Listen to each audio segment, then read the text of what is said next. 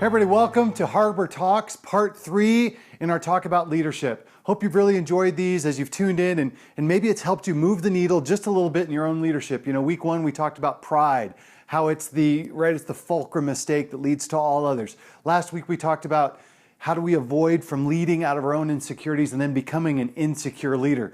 This week we're going to look at a little something different this week, but as I thought about kind of what I wanted to share, I thought about how much I spend time as a church planter, as an entrepreneur, thinking about starting, creating, focusing on stuff, programs, services, all those kind of things. And all of a sudden, I can lose sight of people. And that leads me to the point I want to make sure to highlight today. It's this, that wherever you find yourself leading, that building a great organization begins with building great people. And we can miss this. I know myself, man, I'm a pretty driven guy. I can get focused on the tasks. I can get focused on the organization, right? And you lose the forest for the trees. You miss the individuals in the midst of the organization. And before you create that great organization, you've got to really be about creating great people, which leads me to this next point that I want everybody to kind of think about. It's something God's been really focusing on me. It's this: your greatest legacy as a leader is not the stuff you build, but in the people you develop.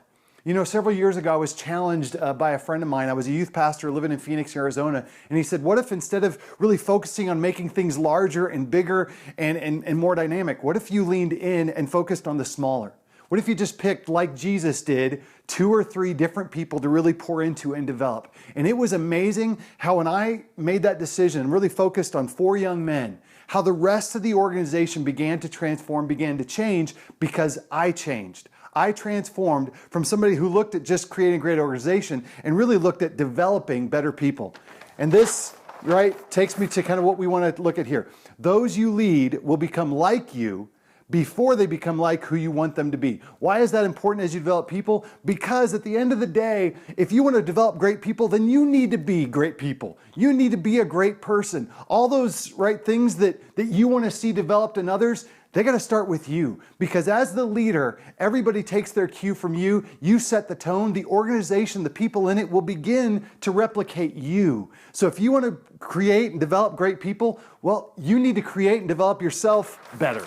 So look at this. Here are 3 things to focus on for this next week. If you want greater trust, then guess what? Be more trustworthy with how you treat your people. If you want better follow through in your organization, look at yourself and follow through with the things you tell to those that you lead. And ultimately, if you want open communication in your organization, in your community that you surround yourself with those you lead, then guess what? You need to communicate openly. Just 3 kind of simple things. Again, none of this is rocket science, but maybe it helps influence you. Maybe I know it focuses me to try to, again, move the needle in our own leadership. I hope you join us next week as we wrap up the series on leadership. Thanks for tuning in.